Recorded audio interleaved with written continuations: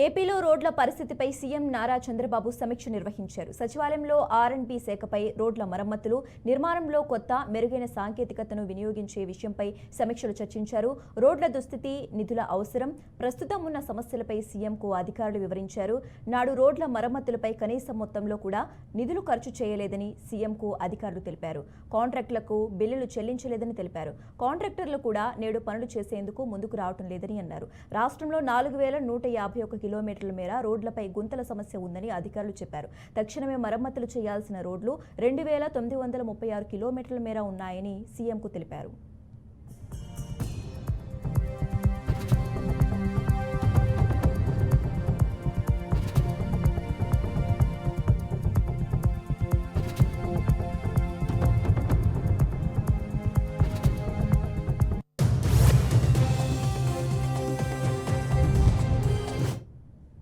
గత ప్రభుత్వం రోడ్ల స్థితిగతులను పట్టించుకోలేదని ఆరోపించారు. వాహనదారులు, ప్రజలు 5 ఏళ్ల పాటు నరకం చూశారని మండిపడ్డారు.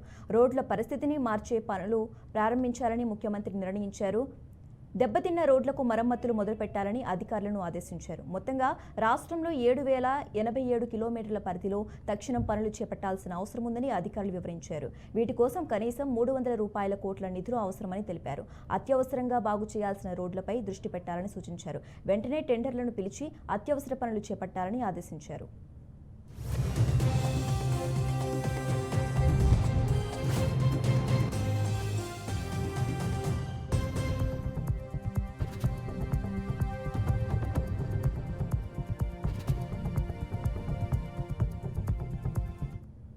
తిరుపతి, ఐఐటి, ఎస్ఆర్ఎం యూనివర్సిటీలకు చెందిన ప్రొఫెసర్లు, ప్రభుత్వ అధికారులు, నిర్మాణ రంగ నిపుణులు ఈ సమీక్షలో పాల్గొన్నారు. తక్కువ ఖర్చుతో మన్నిక ఉండేలా రోడ్ల నిర్మాణానికి జరిగిన పరిశోధనల వివరాలను సమీక్షలో సీఎంకు తెలిపారు. సాంప్రదాయ పద్ధతిలో కాకుండా పలు రకాల మెటీరియల్స్ ఉపయోగించి రోడ్ల నిర్మాణం చేపడితే కలిగే ప్రయోజనాలపై చర్చించారు.